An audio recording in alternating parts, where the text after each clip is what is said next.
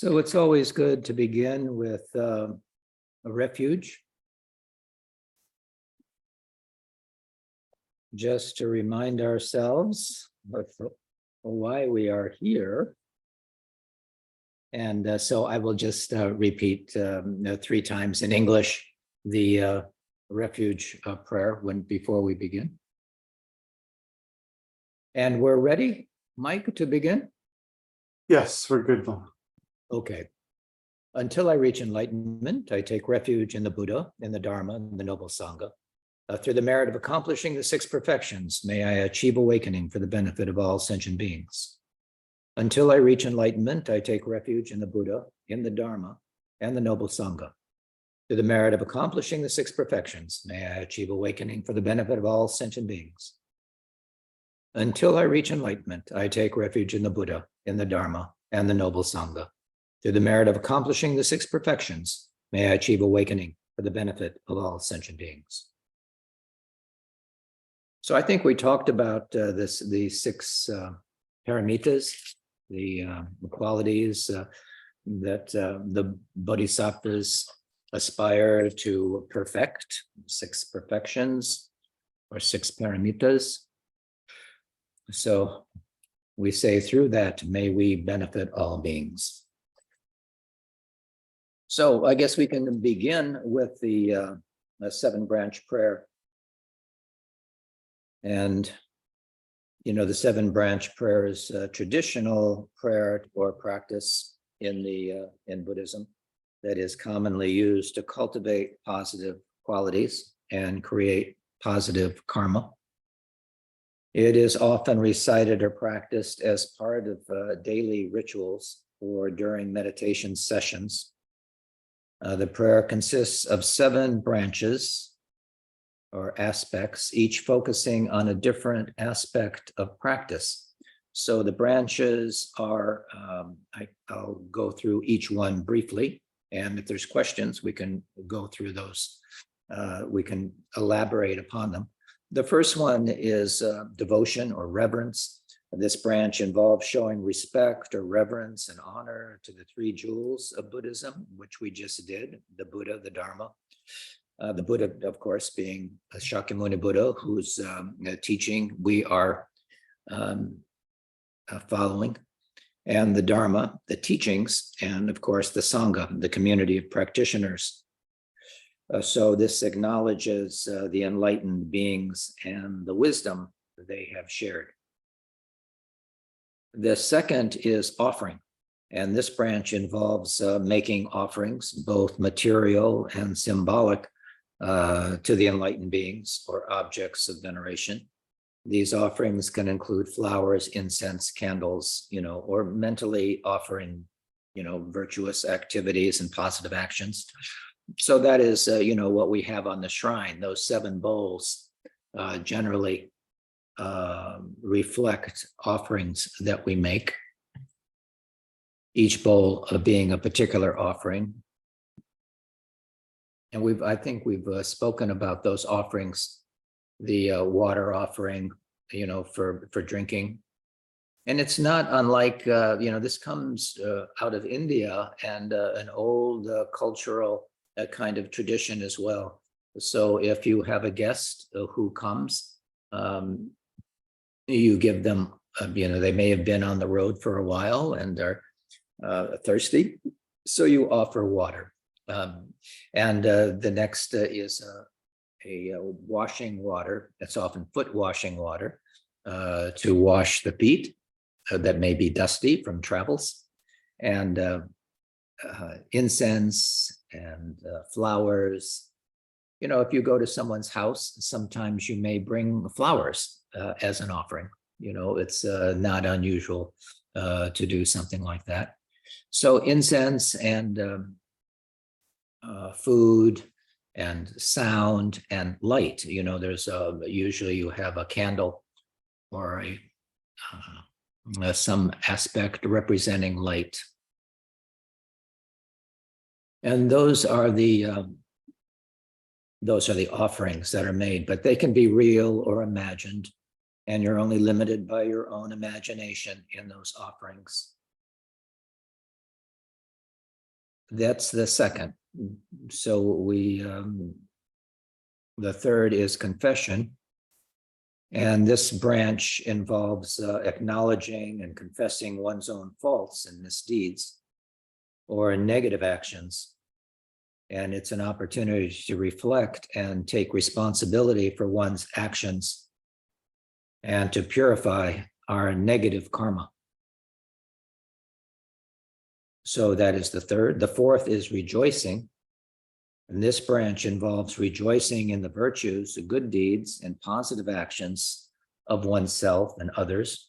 And it is a practice of appreciating and celebrating the wholesome actions and qualities that bring happiness and benefit to oneself and others. That's rejoicing. And the fifth is requesting teachings. So this branch involves requesting the enlightened beings to continue teaching and sharing their wisdom. It expresses a sincere desire to receive guidance and insight to cultivate wisdom and compassion. The two wings of the bird that take us to our goal of enlightenment. And the sixth is beseeching the Buddhas to stay. And this branch involves requesting the enlightened beings to remain in this world and continue to benefit sentient beings. And it expresses the wish for their compassionate presence and guidance in the world. And the seventh is dedication. So we dedicate the merit. This branch involves dedicating the positive energy, merit, or wholesome actions generated through practice to the welfare and liberation of all sentient beings. And it is an expression of selflessness and the aspiration for the well-being and enlightenment of all beings. So those are the seven branches. We call it the seven branch prayer, and is considered a comprehensive practice that encompasses, important aspects of Buddhist teaching, such as devotion, the purification, rejoicing in virtue, and cultivating our altruistic intentions. And it's a way to engage the mind in positive thoughts, aspects, actions, and aspirations. Any questions about that? Behind. Go ahead again. Ask your Oh, question. sorry. What were 5 and 6 again? I got a little behind on my note taking. Fifth is requesting teachings. So this branch, again, involves requesting teaching from our enlightened masters, and we wish to continue the teaching and sharing their wisdom. And it expresses a sincere desire to receive guidance and insight to cultivate wisdom and compassion. So requesting teachings. And the sixth is beseeching the Buddhas to stay and not to pass into nirvana. So this branch involves requesting the enlightened beings to remain in this world and to continue to benefit sentient beings. It expresses the wish for their compassionate presence and guidance in the world. So requesting teachings is 5. 6 is beseeching the Buddhas to stay in this world. And then the 7th is dedication. Thank you. Yes. Okay. I'm not sure what the text says about that, what Rinpoche said about that, but those are basically the 7 branches. And you'll see those offered, just by saying, we revere, we have respect to the Buddhas and the Bodhisattvas. That is first, that we revere them, and we give have faith in them. And then offering is the second, offering as a symbol of our faith and devotion, and then confessing our faults and rejoicing, and fourth is rejoicing in the virtues and good deeds, both of ourselves and others, all the good actions. And then again, requesting the teachings, beseeching the Buddhas to stay, and dedication.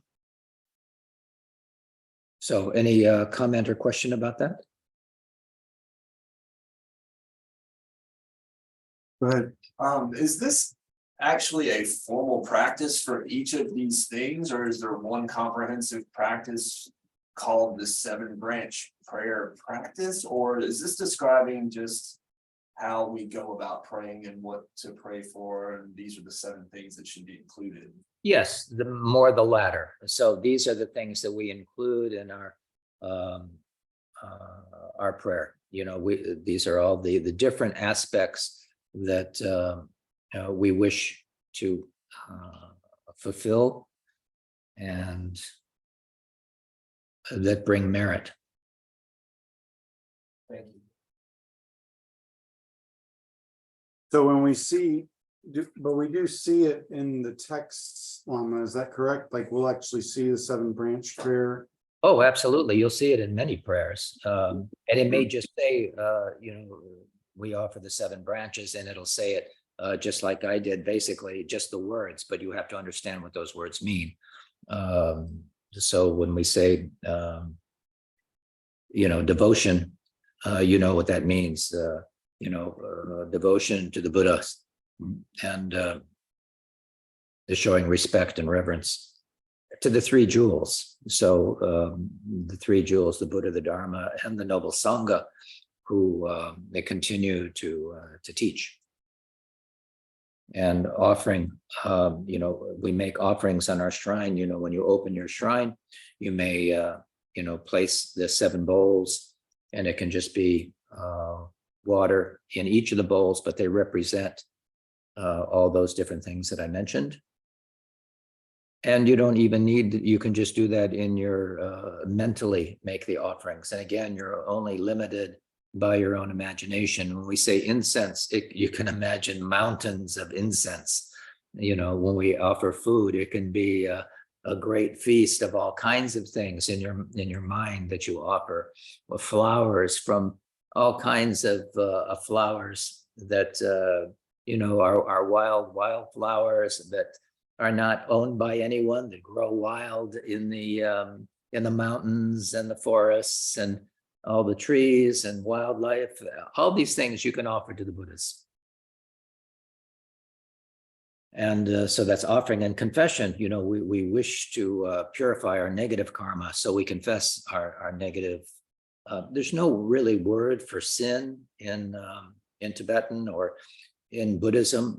What constitutes what we might say as sin is anything that takes you away from your Buddha nature.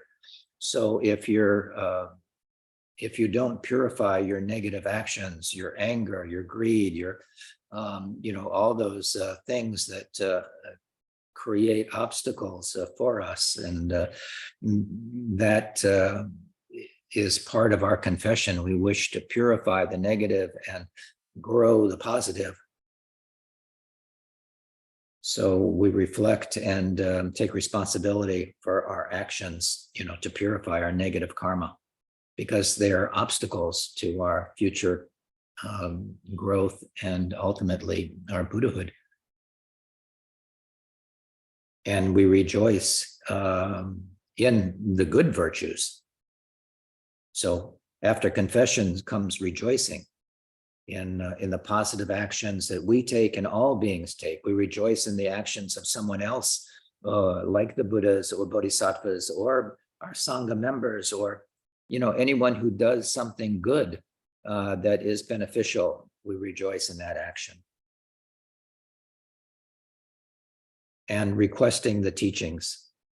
So, in the beginning, when Buddha attained enlightenment, it was Brahma who came and asked the Buddha to teach and made offerings. He thought he didn't think he could teach. I shouldn't say he didn't think he could, but he thought, who is going to understand this? It is, the average person is not really going to understand this realization, this enlightened mind. But he was asked to teach, and then began to turn the wheel of Dharma. So often we offer a mandala in the beginning to the teachers, or we ask them to turn the wheel of Dharma. So that is requesting the teachings. This branch involves requesting our teachers to continue the teaching and sharing their wisdom, because we have the sincere desire to receive their guidance and insight so that we can progress along the path. So we request teachings, and we want them to stay. You know, this is without the Buddhas being here, or our Sangha members now who, when we say Sangha members here, we generally mean the enlightened Sangha, those that have attained at least the first level, Bodhisattva level, who know emptiness and who know the path and can express it. Not everyone who knows the path teaches it, you know, but we wish that they teach it, and we wish that they stay and not pass into nirvana. So that is beseeching the Buddhas to stay and continually benefiting beings. It's our expression and our wish for their compassionate presence and guidance in the world to benefit all beings. And then, of course, we dedicate our offering. We dedicate the positive energy and merit of our practice, wholesome actions generated through the practice, to the welfare and liberation of all sentient beings. That is the Bodhisattva vow.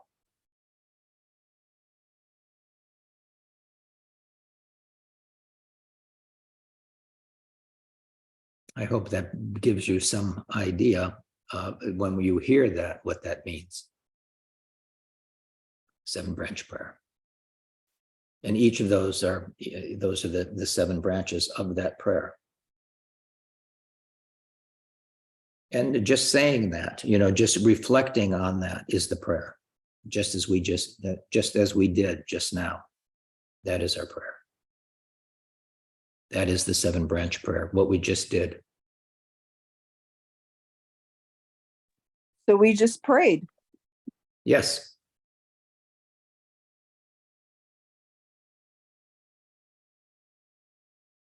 Prayer is just basically turning your mind to the Dharma. You know, a lot of times we think of prayer as, you know, wanting something. We ask God to give us something that we want.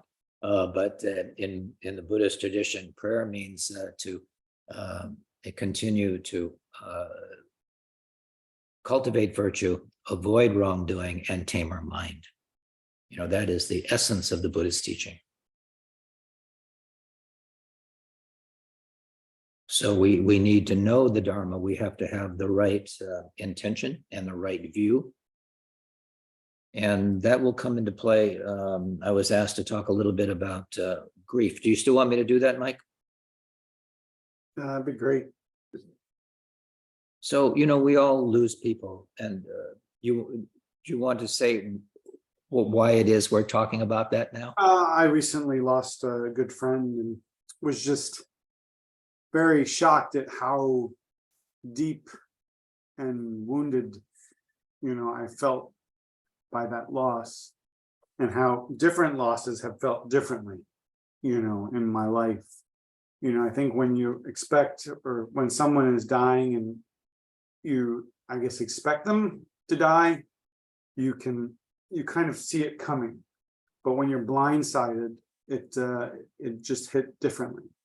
So, you know, I think just talking about grief and how it relates to our emotions and what we can do during times of grief, or practice that we can do, or the mindset that we can keep when we're struggling or with these emotions. And I realize that they're very similar to all the other negative emotions that we deal with, but it was just interesting as a Buddhist to really experience this and feel like I almost didn't have as much control as I would have thought or expected I would have had.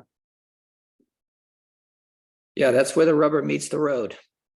When we lose someone, we should expect it, though. The first aspect of that. So Buddhism offers teachings and practices that can help individuals deal with grief.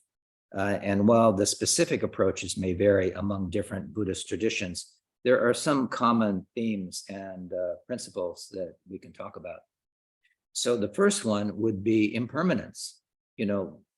Buddhism emphasizes the transient nature of all phenomena, including life itself, and understanding and accepting that impermanence of life. It can help alleviate the suffering associated with loss and grief.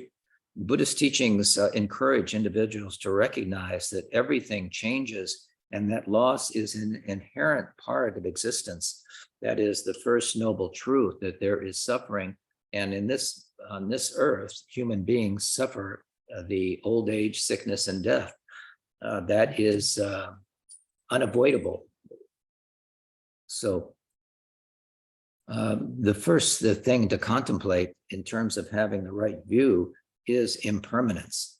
And so it should not come as a shock when someone dies. It is inevitable. They may be taken away. We may have just talked to them or just seen them recently, and then they're gone. Sure, there will be loss, there'll be sadness, but certainly we shouldn't be shocked by it.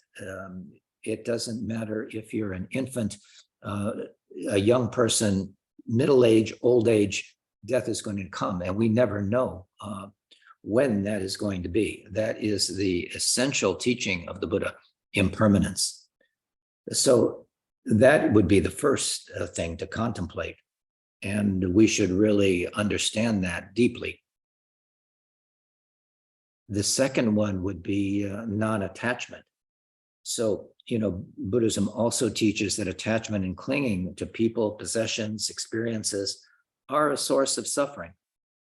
And by cultivating non-attachment, individuals can develop a more balanced and compassionate response to death and consequently to grief.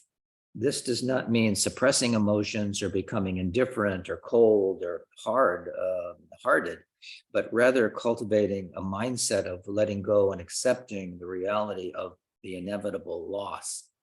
The Buddha said that all meeting ends in parting in one way or another, inevitably. So the first, impermanence. The second would be a non-attachment. The third, mindfulness, I would say. Practicing mindfulness is a central aspect of Buddhism. And by being fully present in the current moment, individuals can develop greater awareness of their emotions. It's fine to feel it. That's a human capacity to have emotions. And so the awareness of our emotions, thoughts, physical sensations associated with grief. But mindfulness allows individuals to observe their grief without judgment. It's neither good nor bad. We just observe them like any other thought. And cultivating an attitude of acceptance and compassion towards one's own suffering and the suffering of those associated with the loved one who may have passed away. That is important, that we have compassion for ourselves in that situation, and that would be the fourth, is compassion. So we mentioned the impermanence, non-attachment, mindfulness, and the fourth would be compassion in that kind of situation, and loving kindness. So Buddhism encourages, the development of compassion and loving kindness towards oneself and others. And when experiencing grief, it is important to extend that kindness and understanding to oneself and to others who may also be affected. And by cultivating a compassionate attitude, individuals can find solace and support in connecting with others and offering support to those in need. So that's 4. I think we can also think of the rituals and practices that the Buddhist tradition offers, which often incorporates specific rituals and practices to help individuals navigate grief. These may include, meditation and chanting or engaging in ceremonies to honor the deceased. These practices can provide a sense of structure, comfort, spiritual connection during the grieving process. And you can actually help the deceased as well. You can do Tonglen for them, the exchange of self for others, removing any obstacles to them that they may have in the bardo or in going through the intermediate stage of, before the next incarnation. And there are practices, Poa and other kinds of practices that are done, particularly if they're Buddhist, that can help them in their transition. When a person dies, they leave their body, but they don't die. They're separated from their body, yes, but their mind becomes even more clear. And if you're a friend of theirs or they've lived near you or with you, they probably will be hanging around there for a bit. And you may actually see or feel their presence, and that it can be very real. That is and they're also much more intuitive and can literally read minds. They are not bound by the same sense of faculties as we are when embodied. Our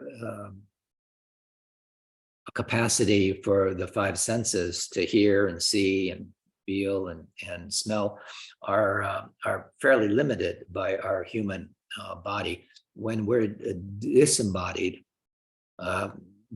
those qualities are very different and much more expansive. So the person can literally read your mind. So if you're with a dying or dead person, you have to be careful about your attitude and your thinking. Keep your mind clear, and your intention is to benefit that person through prayer and loving kindness and the right kind of thinking, because they will know that if you're thinking about, geez, I wonder what happened to their watch. I really like that watch.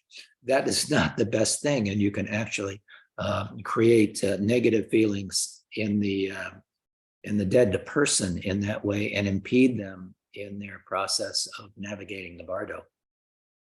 You also want to stay towards the top of their head, because that is the place where the energy will exit, hopefully through the crown of the head and not a lower orifice, because that also would indicate a lower rebirth. So we wish them to have the best possible rebirth. So we put candles on the shrine and we pray for their auspicious rebirth, and they will know that. They will know that, and it can benefit them as well. So that's the 5th, is kind of ritual practices that we have in the Buddhist tradition.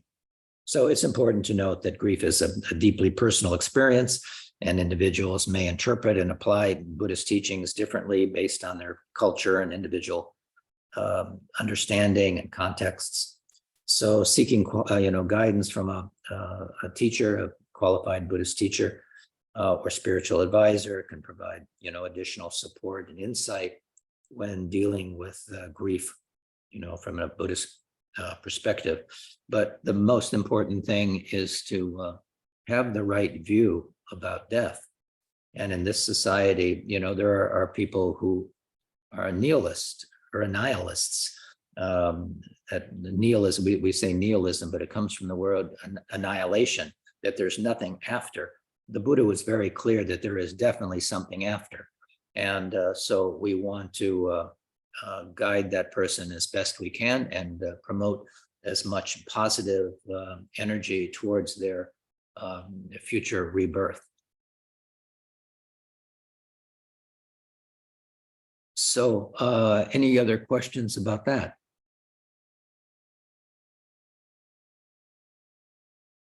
And when we're praying or for someone that was not a Buddhist, Yeah.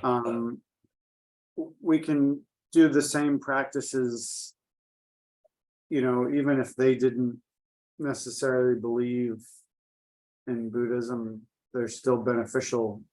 Well, you have to remember their mind stream. So if they're Christian, you wouldn't be talking about Buddha. That may be very upsetting to them.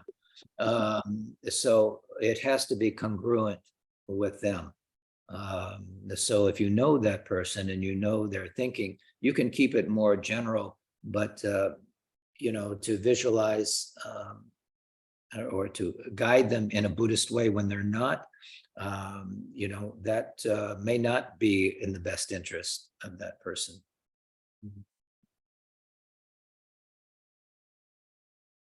But you can keep it more general towards loving kindness, compassion. We would hope that all religions are really have that same wish that, when we talk about the, may all beings be happy and have the causes of happiness, we have to include both of those things. We wish them to be happy, and the causes of happiness are, good actions in this life. So you wish them to keep their mind clear and pure and avoid wrong thinking, if, to an anger. So you don't want to have anything that would be disruptive to their mind stream at the time of death or shortly thereafter. They don't know they're dead at first, and they're still attached to their body. And they may think, as it says in the sutras, that they are still living. They are attached to that body and have a body image of their former body. And when they try to speak to you and you can't hear them, they can be distressing to them, or they think that that they're with you. But and it is said that you can go anywhere at any time just by thinking of that place. That's why it's so important, to do. I would say to have the aspiration for a Buddhist, to have the aspiration to be born in Dewa Chen, the pure realm of Amitabha, who, when he was a bodhisattva, made certain aspirations that anyone who had faith and devotion and had the merit by cultivating virtue could be reborn in this pure realm and attain Buddhahood in that realm, and would be born. There are different ways of being born. You can be born in a womb, like humans are, or live birth, or a variety, egg birth. There's a variety of ways that the beings can be born. In Dewa Chen, you're born fully ripened as a human, as we would imagine, with a mind and fully functional, not like a child who is really dependent on their mother for sustenance. You are born lotus born, as the Guru Rinpoche is said to be lotus born. There's many examples of those being lotus born, but those born in Dewa Chen, Amitabha's pure realm, also called Sukhavati, are born in a lotus. And if their lotus will open at the time of their birth in Dewa Chen, and they will be able to see and hear the teachings and be able to quickly go through the 10 bodhisattva levels and attain Buddhahood. and can also go to other pure realms and can benefit their friends and others because they have that capacity to do that. They also have special cities or powers. So that is, we really should know more about Dewa Chen and practice. So you've been doing Chenrezig practice.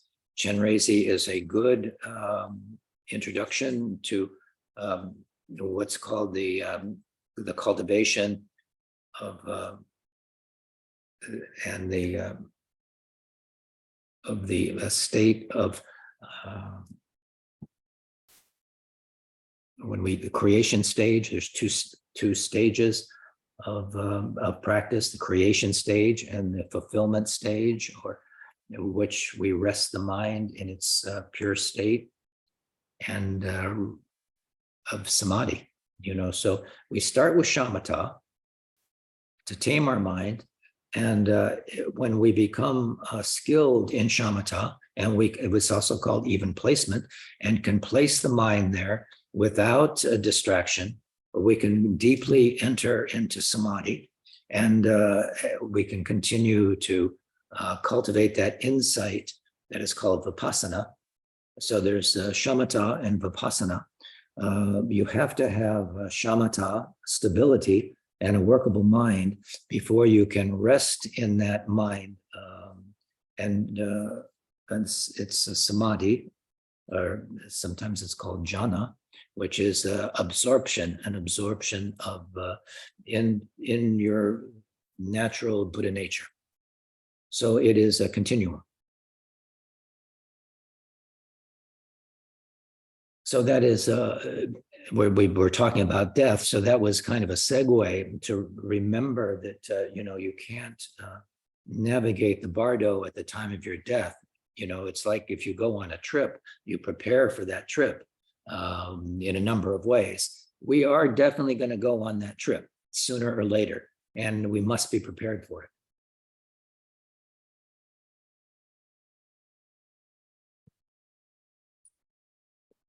We have a question. Yes.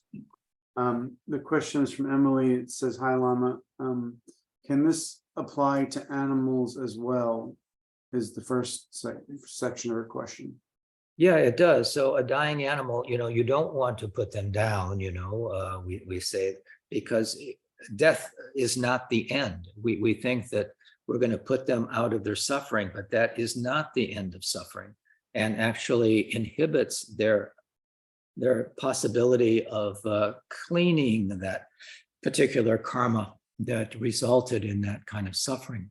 So we do want to keep them at ease and calm and remove their suffering to the best of our ability, but to be able to allow them to die a natural death.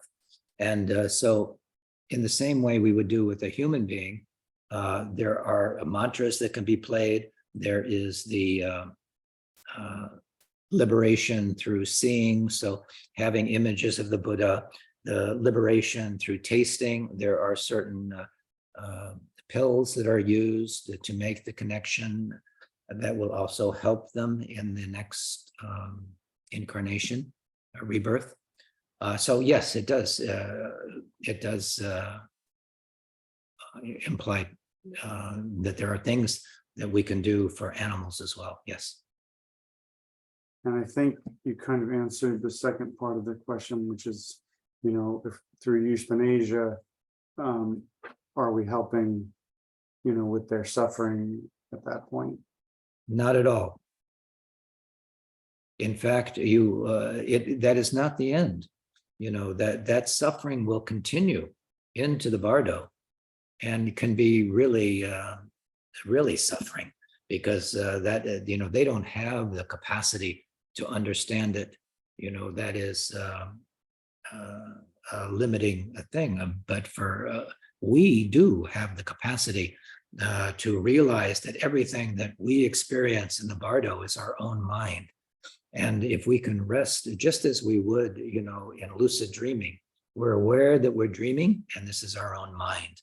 It's coming from our own mind. In the bardo, it's the same thing. And so you have to be steady in your meditation, in your shamatha, and in the vipassana aspect of insight. So when these things, images, which will come to mind, sounds and images, you will still have sensations that can be very wild. And you have to understand them as not being threatening. This is just an aspect of your own mind going through its course.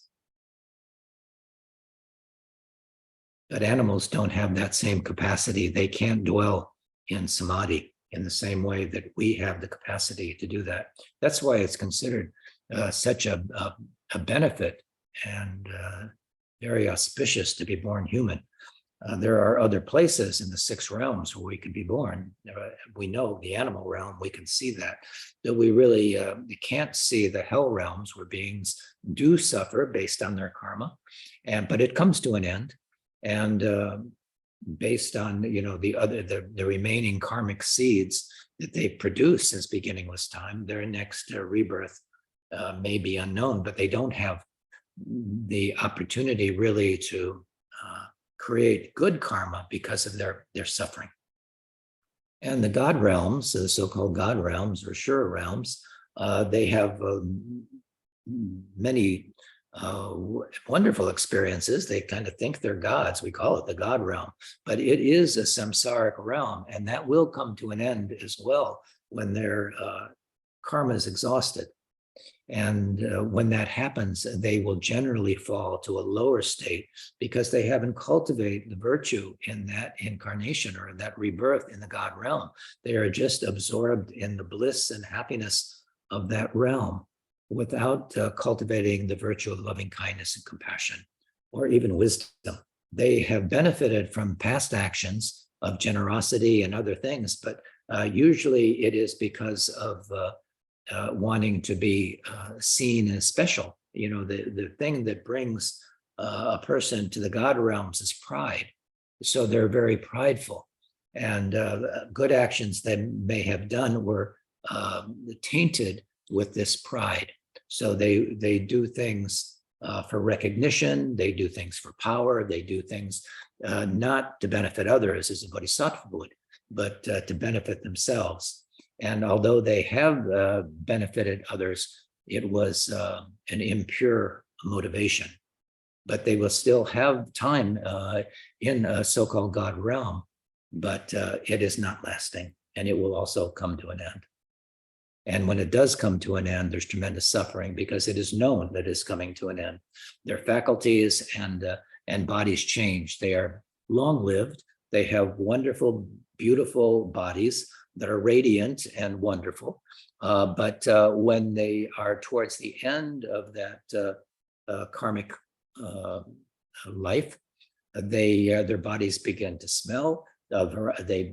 People avoid them, shun them because they are no longer attractive, and they're like go into old age and disappear. They just go on to their next life after that, whatever that is. Again, they're blown like a snowflake in a blizzard based on karma.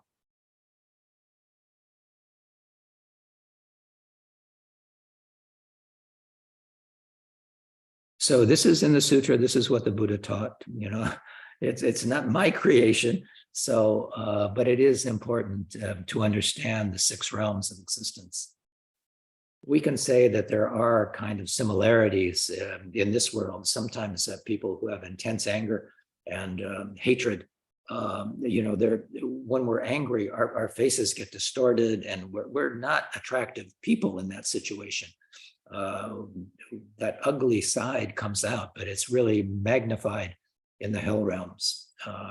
And consequently, that is the essence of that is tremendous suffering. And there are many aspects in the hell realms. There's cold realms, there's hot realms, there's crushing realms, there's various aspects, again, based on the particular individual, their karmic seeds. It again is one's own mind that is producing that. It's not a superior, supreme being who is placing them there. They do that all by themselves, by their own mind that is so filled with that negative energy.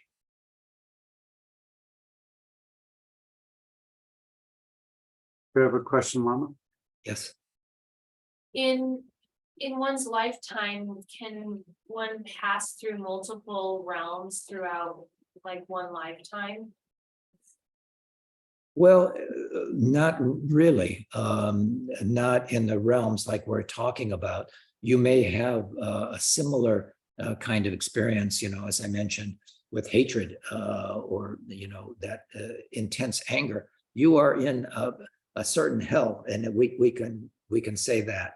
And in the Preta realm, which is intense greed, we see people who are very greedy and they just latch on to everything and never have enough. And so that would be a Preta realm. And we have people who really don't have much in the way of consciousness I'm an animal lover too, but we say that the animals are ignorant, of their Buddha nature. They don't understand their Buddha nature. So for the most part, but you see animals sometimes who save other beings. They are other animals. Yeah, you see things on the internet where a dog is saving a person. That will probably bring him into the human realm in the next go round. But often it is just a matter of avoid being eaten or eating other animals. And so it's hard to get out of these realms once you're in them. And same thing with the God realms or these other, with the Ashura realm, we say that there's jealousy. So the Ashura realm, they're jealous of the God realms. There's a variety of reasons for that. And they're continuing fighting and quarreling. And the God realms, as I mentioned, pride is this. So we have these emotions, and those emotions are reminiscent of the different realms, these 6 realms. Ours is the desire realm. We have to work to make a living. We have to, we suffer old age, sickness, and death. That is our realm. We don't know when we're going to die. It's for some of these realms, they know when they're going to die. Like I mentioned, the God realms, they know that their time is coming. And there's tremendous suffering with that. So yes and no. We can go through a similar kind of emotional state, similar, not the same. It's much more intense, when you are in that realm. But there's facsimiles, we might say, of that in this life. Yeah. Does that answer the question? I think so. So like, for example, if somebody was, maybe like a little bit more self-absorbed and kind of almost like as if they were in the God realm, but then they were exposed to like positive actions and they learned certain things because they transitioned then in as they correct their actions. Oh, yes, absolutely. Milarepa killed a lot of people, at this wedding that his relatives were there who mistreated him and his mother. And he was proficient in black magic and brought a huge hailstorm and killed a lot of people, brought the tent down and destroyed crops and people. But he understood the truth as he worked with Marpa, and he was able to gain liberation in a single life. So we do have Buddha nature, and we can realize it. If we put our mind to it, we can do that. But most people do not. That's the thing. Okay. Thank you. Lama, we're talking about grief. Maybe it's just that, the human ego, but I've seen a lot of videos, and even up at Karma Bob's backyard, they lost a baby yak yesterday. The mother was grunting, she was grieving. The other members of the herd were making the same noise. People will play videos of a cat or dog's owner who's passed away, and the animal lays on the iPad and meows and touches it. We're not the only beings that seem to have this capacity for grief. No, that's true. That's true. We're not. And you will see that. I mean, they do have emotions, and there are some animals that have a high intelligence. But human beings have a greater capacity for that. It doesn't mean that animals do not, but generally, again, they have their own karma. Since beginningless time, they've been wandering in samsara. And there's a story about the Buddha was in a hell realm, not when he was the Buddha, but in one of his previous incarnations, and had compassion for one of the other hell beings there. And he immediately transcended the hell realm and entered into another higher realm. So animals can do the same thing, but it is based on, causes and conditions and karmic predispositions. So we all have that tendency. We've all been animals ourselves, we've all been in hell ourselves. In these 6 realms, since beginningless time, we've experienced all of it. But we are very fortunate now to be in a situation where we have all of the causes and conditions to realize our Buddha nature. And the good news is we have a Buddha who appeared, the 4th Buddha of this fortunate eon, where there'll be 1,002 Buddhas. Shakyamuni Buddha's teaching is still here, and we still have the teachers who are, it's the same as Buddha being here. They express the teachings of the Buddha in the same way, and we have the opportunity to learn and cultivate virtue and avoid the wrongdoing that leads to our suffering. And we have the capacity to tame our mind and realize the truth. So that is a great auspiciousness that for us. But it's not to say animals that cannot achieve a higher realm. And as I was saying, I've seen expressions of compassion with animals as well. And that will propel them, into a better rebirth. But generally, if you're an alligator and you're pulling, the deer or the antelope or the whatever it is down, that's killing, and that is a source of negative karma.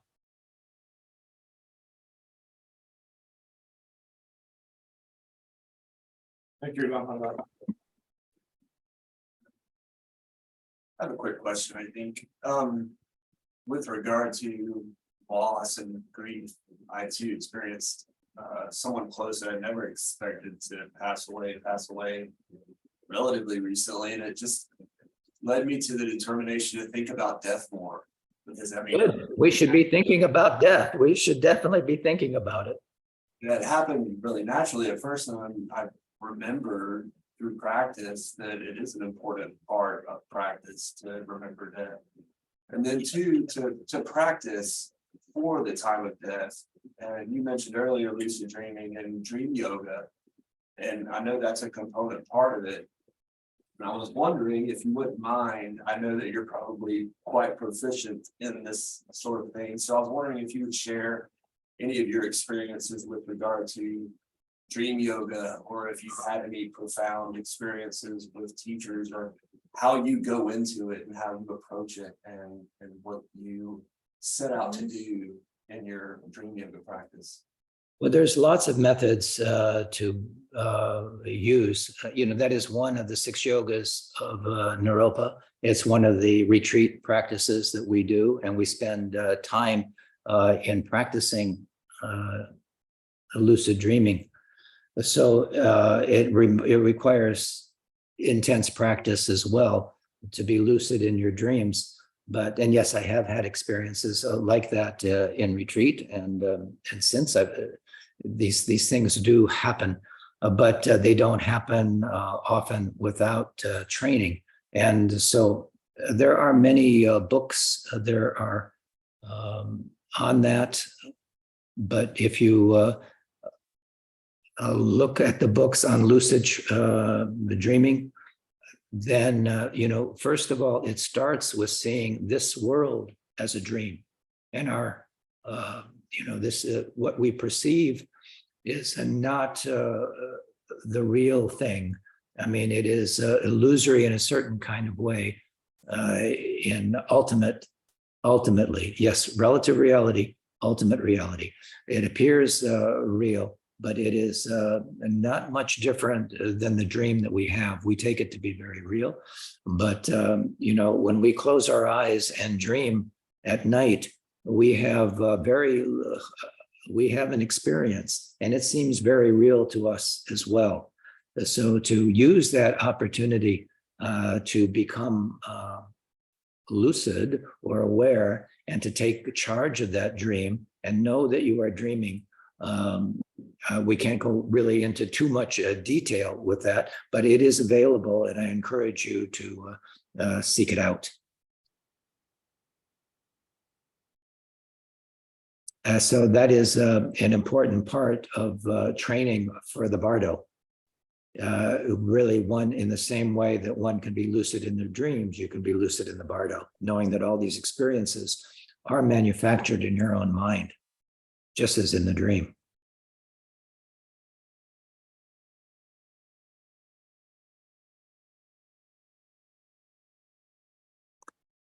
So it takes practice and diligence, just as taming your mind does, so that you can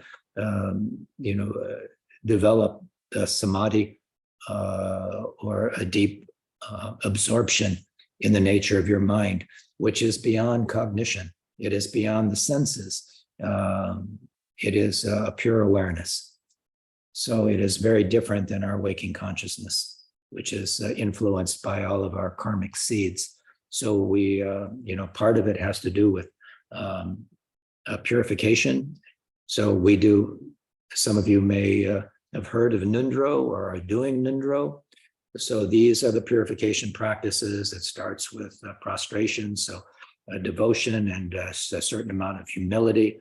That, there's a story about a Zen master, but there was a professor who was very arrogant and was looking for a Zen teacher, a teacher that he could debate with and show his prowess and his intellectual understanding.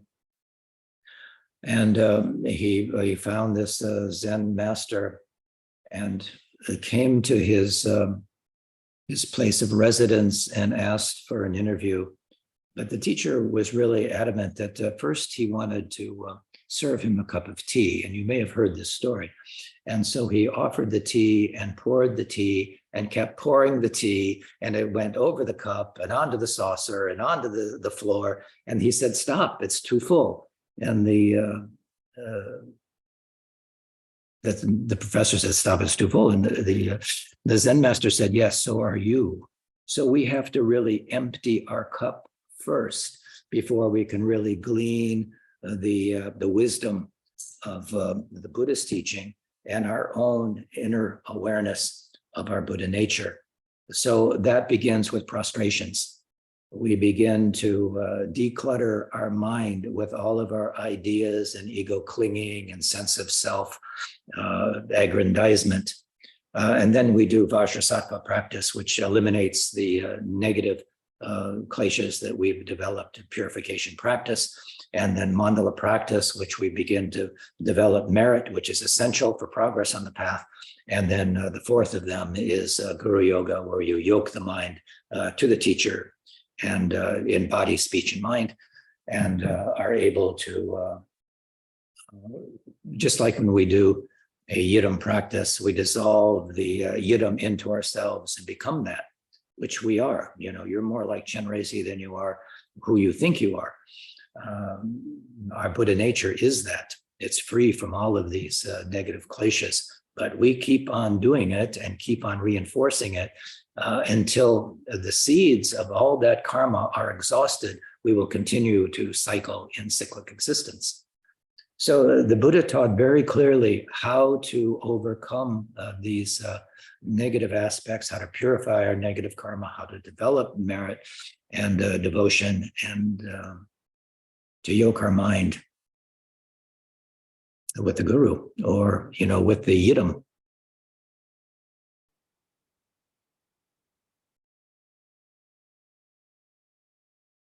Does that make sense? Thank you, Lama. Yes. We are so fortunate in so many ways to have this opportunity. As I said, we are born at a time in a situation, we have the bodies that are healthy, can do the practice. We have all of our senses intact. We have the teachings available. We are not in a worn-torn culture. We actually have the leisure time to practice. You may not think you have the leisure time to practice, but maybe a few minutes away from your phone and the internet and Facebook and all those other things, distractions, we are really always distracting ourselves. And that is a form of laziness, that keeps us from practicing. It is considered lazy. I know most of you would not think of yourself as lazy, but when it comes to the Dharma, it's, we're looking for some kind of constant stimulation to keep us from turning our focus inward and doing the work that is necessary that the Buddha taught.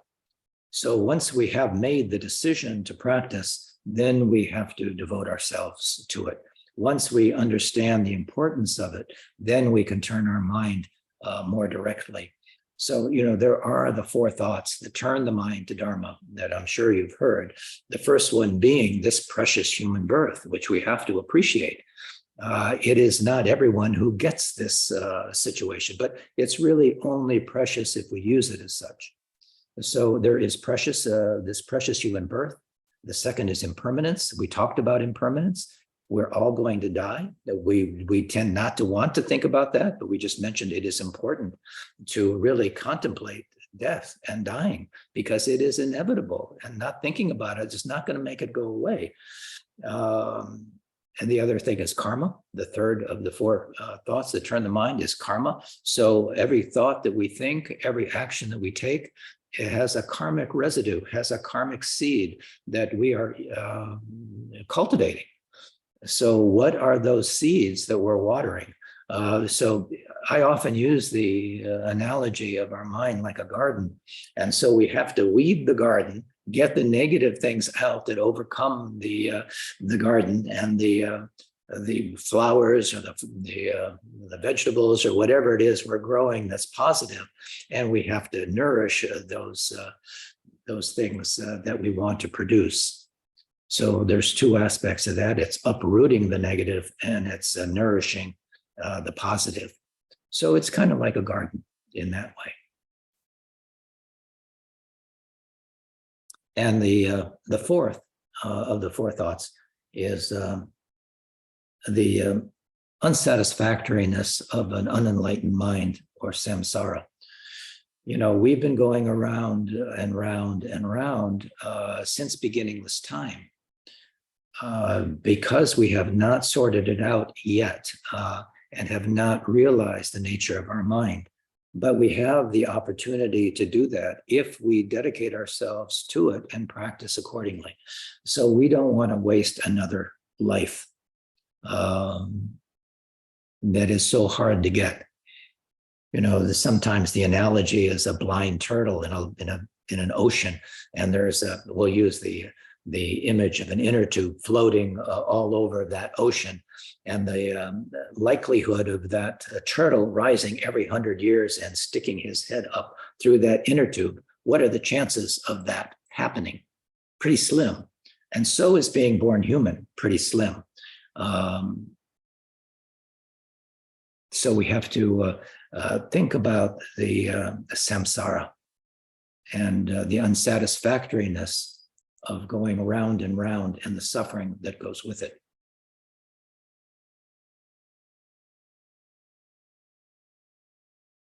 We can end our suffering. That is the Four Noble Truths. The Buddha said there's suffering, there's a cause of that suffering, there's a way out of that suffering, and there's a path that takes us out of that suffering. That is the essence of the Buddhist teaching. And if we understand that correctly, then we can follow that path to its conclusion, which is the same thing that the Buddha found, this Buddha nature. He says, I'm awake. We can awaken to our Buddha nature.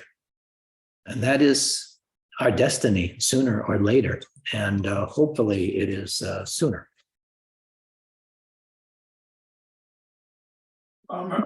Big Westerners, we seem to have this defect that we live pretty good lives. We know there's hospitals everywhere, there's medical care, and that we have a different view of death than people who live closer to the ground, people who, raise animals that are dying regularly, or live in places where people die on the street corners, or left, on the streets, India, places like that, that we don't seem to have the connection to death that other places do. Yeah, that's true. We were removed from it. We think it's the enemy, but it is inevitable. So we do everything we can to not see death, and to do whatever we can to avoid it. So that is the other thing. We don't want to hasten a person's death through wrong action, nor do we need to keep them alive for extended periods of time on a machine, which is not really living. That is, they're being supported by a machine. So when we say, not causing death, if they cannot live on their own and they're removed from the machine and would die, that is a natural death. So keeping people hooked up to machines for extended period of time when they're brain dead, or they just don't have any vitality, if they weren't, fed through a tube or kept alive through a machine, that is not really living. And if those machines were stopped, the person would naturally die. That is fine, and then there are living wills that say, let me go if it comes to that situation. So it's we have to understand both sides of that coin.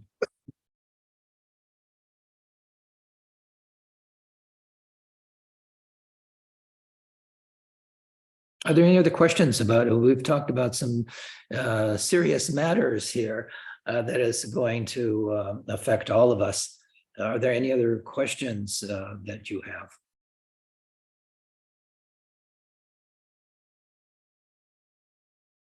And it can also be about practice or other things that other questions you have about your reading. Actually, I do, Lama. I was recently elected 6 votes to 1. I was the dissenting vote on becoming the president of the resident council where I live. And I thought, I guess my ego, that I could do this, that I had good ideas, and that people should, be embracing these things. And within 24 hours, people were knocking on my door, telling me what a horrible job I'm doing, and all these other things. And I wrote a little piece I put out on Facebook, one of my poems, about idiot compassion, that I seem to not have this job skill that I really thought I had. And I'm trying to help 200 plus people in the building, and I feel like I'm failing at it. Well, to some you may be, but you have to follow your guiding principles. And if you can do that, not everyone is going to approve of it. That is, you can please some of the people some of the time, but you can't please all of the people all of the time. That's impossible.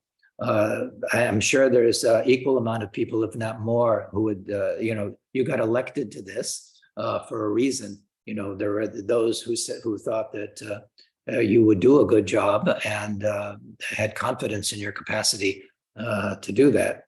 I'm not sure how many people you are running against. I'm not sure a lot of people would want to do that because of the same thing that you're talking about, people knocking on your door throughout the day. But you can be a benefit, and to have some sense of opportunity to help those 200 people, that is great good fortune. But don't be too caught up in someone who doesn't think you're doing a good job. Just try to be as compassionate as you can and listen to what they have to say. And if it's reasonable, and if there's change that can be made and should be made, then you make it. And if not, you can, just use your good common sense. How long a term is this? Because I came into it late, the previous two councils just walked off because of the harassment from the residents. Yeah, so you knew this was coming. I mean, this is not peculiar to you. It's only until next June, but as I've spoken with you before, I want permanent placement up at KTD. And continue with that until it's reality. That is the place for you. But in the meantime, it doesn't mean you can't be of benefit to those folks, and don't expect them to embrace you 100%. But maybe you can make some positive changes. You say, you have some ideas that can benefit them now and in the future. So, for as long as it lasts. And as we said, impermanence, nothing lasts forever. You may not finish your term, neither do the ones who are just currently in office. But it is a matter of doing what you can for the most people. That is the Bodhisattva attitude. Thank you, Lama. So there was a question about fear that I saw in the chat. I'm not keeping up with the chat, but I just saw it. Mike, what do we have in the chat there? What did the Buddha say, if anything, about fear? And the reason why I'm asking that is because we're talking about death, and with death comes fear. So. Not necessarily. Okay, it does for me. It does for most, but not necessarily. It doesn't come for most monks or those who understand the reality of it. I mean, it is inevitable, and we fear it because we don't understand it, and we're not prepared for it. But if you are prepared for it, then death does not challenge you, or you don't have to fear it. You've done this before. You've died a lot of times in the past. It may seem weird to say that, but that's the Buddha said that is, we've since beginningless time, we wandered in samsara. So this is not a new thing. And people say, well, I don't remember my past births and lives. How do I know they exist? Actually, there are a number of studies that have and interviews with people who do remember their past lives. A lot of them are young people who said, where they came from, where their parents were, and it was verified. So some people do remember past lives. Many do. Thousands do, actually. In this in the text that. I just recently read from the university, and I can't think of the name of the university, but they have lots of published studies about this. But at any rate, you don't need to, your fear is, as it usually is, it's the unknown. So for now, it is unknown, but it can be made known to a certain degree. But even so, it does not need to be feared. So when you say you have fear, that's understandable. It's certainly understandable. But if you practice, then the fear is overcome. I can say I don't have a fear of it. And I've been close to it many times. 3 heart attacks and a stroke. I thought that I was at the end. I'm going through, I'm a Leo. I have a birthday coming up. I'm like a big cat with 9 lives, and I'm going through them, it would seem. So at any rate, it is a matter of understanding and having confidence in the teachings of the Buddha, which I do, and what he said about death. And the Dalai Lama said, well, it'd be interesting to see what happens. He's looking forward to the adventure. So that's how he looks at it. We'll see if this stuff really works. But let's bring it on, and let's see. But we have to be prepared for it. Just as we were going on any kind of a trip, we have to be prepared for that trip. And the preparation doesn't start, just before we get on the plane or get on the, it is a matter of preparation that can take a long time to prepare for a trip. So I encourage you to prepare for the trip. That's inevitably coming. not to fear it, just prepare for it.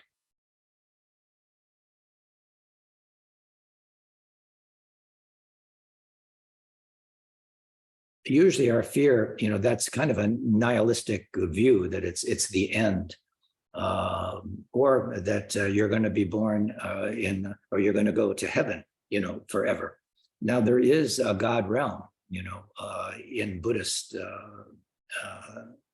thinking, but it is a samsaric realm that will come to an end. We talked about the God realm, and there are those who think they're gods in the God realm because they're so long lived and they have such bliss and happiness, but it does come to an end. So it's unlike the Christian idea of heaven, where it is forever and ever and ever. That is not the case the way the Buddha taught it. But we can escape from samsara and go to a pure realm and continue to develop as bodhisattvas and ultimately Buddhas for the benefit of beings. And that transforms our consciousness in a very profound way.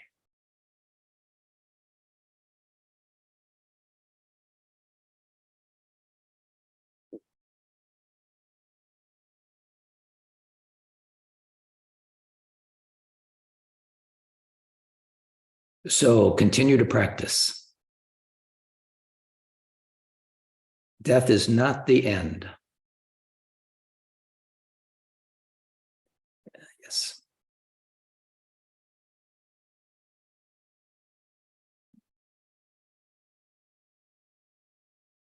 Other questions or comments?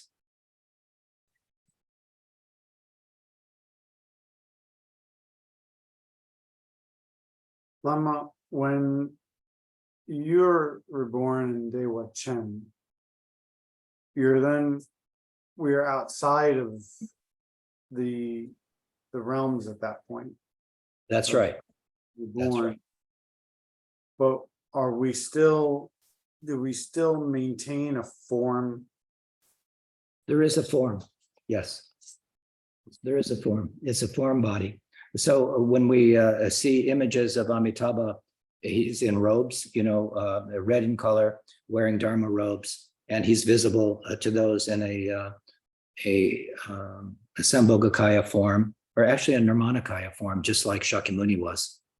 This is a pure realm, this Jambudvipa that we're in. This is the realm of Shakyamuni's pure realm, and it is a pure realm for those who have eyes to see it. But most people, are lost in their samsaric existence and continue to create hardships for themselves. But there are those who are very happy and understand this and see through the illusion.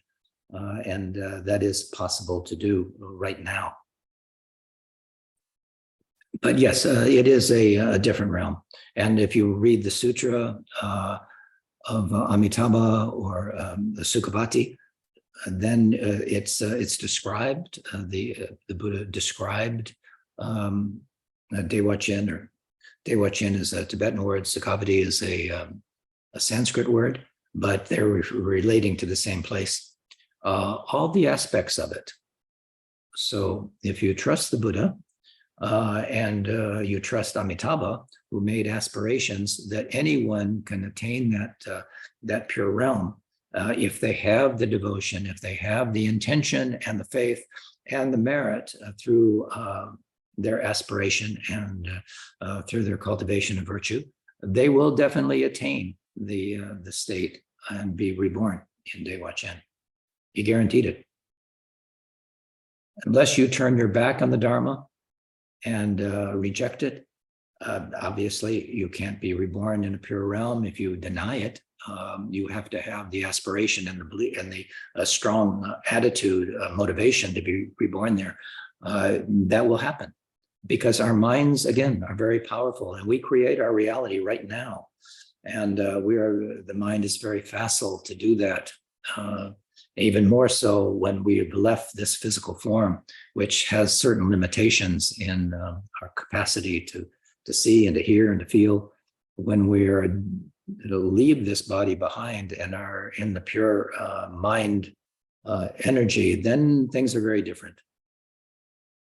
But what's in your mind is still a succession of where you are right now.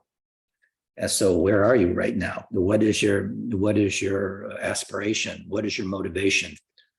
Where do you put your energy? So we have to kind of contemplate that.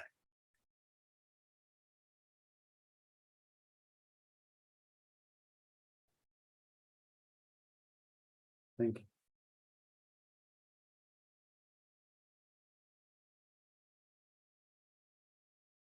Well, we are approaching, I can't believe how fast the time goes. We are approaching 8:30. And are there any announcements you'd like to make, Mike, before we close? Just that we'll be having our regular practice this Saturday. We have meditation at 9 a.m. We're currently reading Cities of God. Cities of God at 10 a.m. and then Chinrezi and Amitabha practice at 10:30. Very good. I see one of our members, Carla, is on board with us tonight. That is very nice. Hello, Carla. Hi, thank you. Could he repeat the name of the book they're reading on Saturday again? I missed one of the words.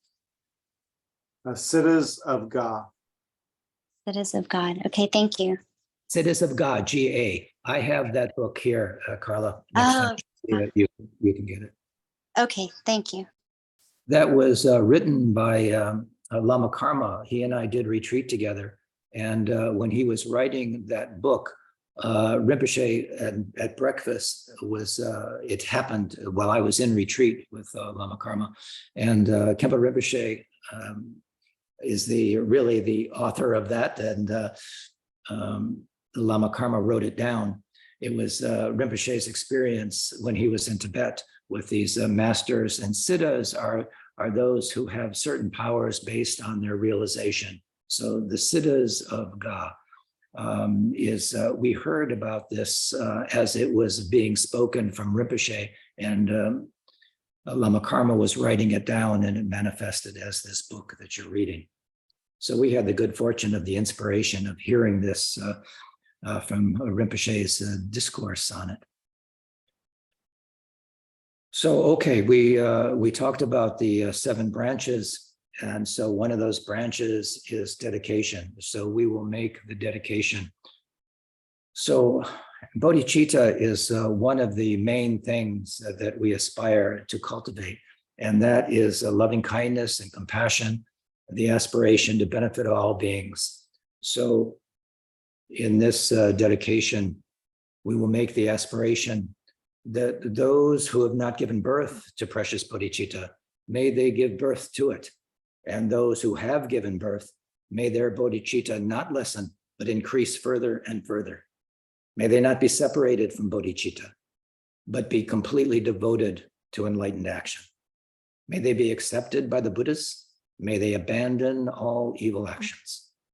May the bodhisattvas' good wishes for benefiting beings be fulfilled. And may the intentions of the protectors prosper among sentient beings. May all sentient beings be happy. May all the lower realms be forever empty. May all the aspirations of the bodhisattvas on all the various levels and bhumis be fulfilled. We dedicate the virtue to that end.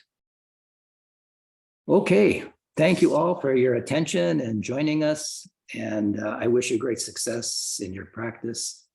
And I'll see you next month, hopefully. Thank you, Lama. Okay, Thank you. Have a wonderful night. good evening. Yes, you too. Thank you. Mike, are we having a board meeting tonight or? No, not tonight. I think Okay. we had one last night, so I think we're okay since it's a little late. Yes. All right. Well, good evening, everyone. See you next time. Bye-bye. Bye, take care.